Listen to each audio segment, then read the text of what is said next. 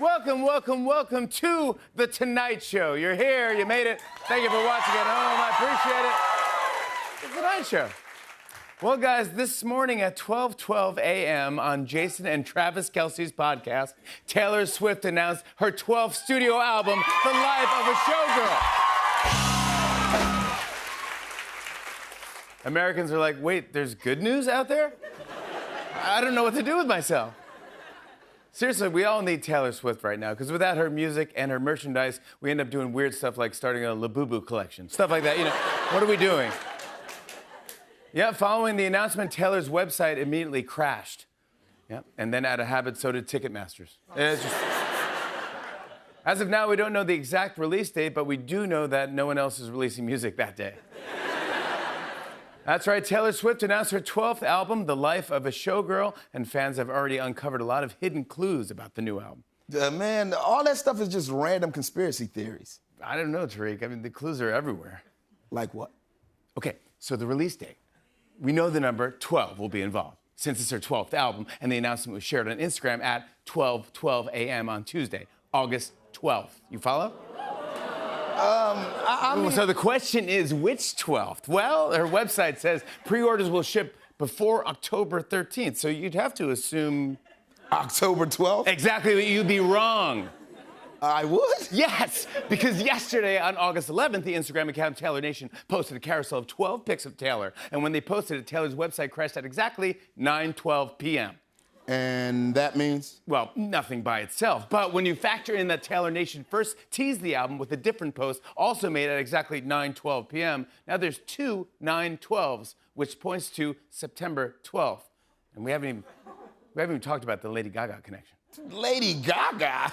Okay, during the Eras tour, the second to last song they played before Taylor came on stage was Applause by Lady Gaga, which was followed by a countdown clock that started at 2 minutes and 24 seconds. Today is the 224th day of the year, August 12th. And when did the song Applause come out?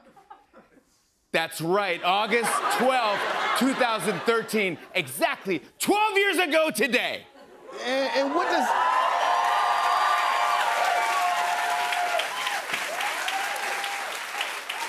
What does any of that mean? What does it mean? What does it mean? Think about it, Tariq. I explained this theory at exactly 11:39. And what's 3 plus 9? They get it, they get it, they get it. They get it.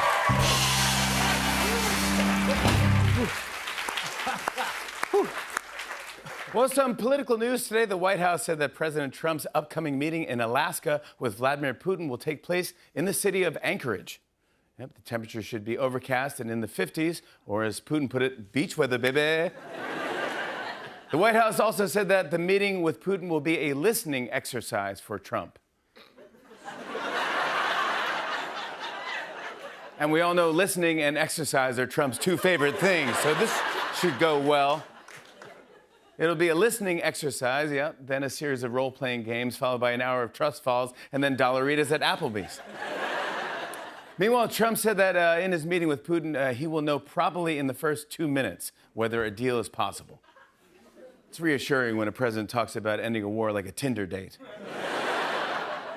Yep, Trump says that he'll know in 2 minutes, which makes sense because according to Stormy Daniels, 2 minutes is plenty.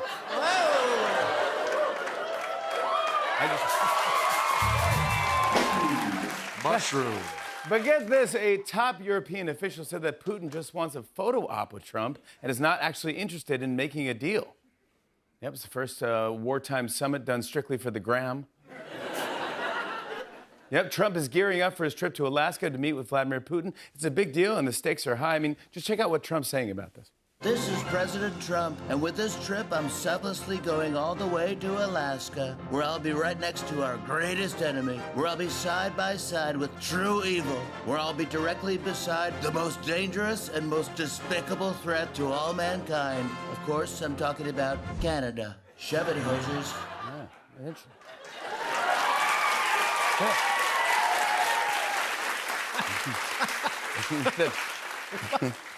He said, suck it, hosers. I missed that. I saw this. That's it? Suck it, hosers. That's what the president said, yeah. To the people of Canada. To the people of Canada, yeah. God bless them. Switching gears, Spirit Airlines warned investors that they might not be able to survive if they don't raise more money. Not really the news you want to see mid-flight on your seatback screen. It's like, I'm kidding. It's Spirit. They don't have seatback screens. Yeah, Spirit is really struggling. It's not a good sign when the flight attendants come around asking you for food and blankets. Some more business news. I saw that the film company Kodak said that they may go out of business. Oh. Mostly because the only people still developing photos are professional photographers and serial killers. Yep, they're $500 million in debt, but if one more hipster throws a wedding, they should be good. Listen to this. I read that according to new research, fast walking is a key to longevity. So in that case, every tourist in Midtown has about 10 minutes to live. And finally, before we move on, I'd like to take a moment to thank some of our sponsors for tonight's show. They don't always fit in commercial breaks, so we want to make sure that we mention all of them. It's time for Tonight Show sponsors. Here we go.